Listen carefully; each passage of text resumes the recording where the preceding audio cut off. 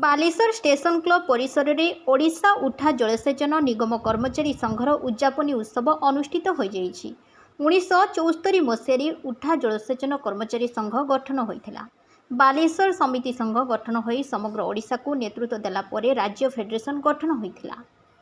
उठा जलसेचन कर्मचारी मानक विभिन्न समस्या को दीर्घ वर्ष हेला आंदोलन करिआसथिले एवं दाबी मध्य हासिल करथिले। आज 50 वर्ष पूर्ति अवसर में पूर्वतन सांसद तथा सभापति ओडिशा उठा जलसेचन कर्मचारी फेडरेशन सभापति INTUC रामचंद्र खुंटिया, ओडिशा उठा जलसेचन संघर सभापति गौरांग पाणिग्राही, मुख्य वक्ता भावे all Odisha EPF pensioners association कर्मचारी सभापति प्रफुल्ल कुमार दास आयव्ययर वार्षिक विवरणी पाठ करथिले। उठा जलसेचन कर्मचारी संघर साधारण संपादक श्याम सुंदर जेना स्वागत अभिभाषण रखिथिले। मायाधर नायक धन्यवाद अर्पण करथिले। शरचंद्र दलाई।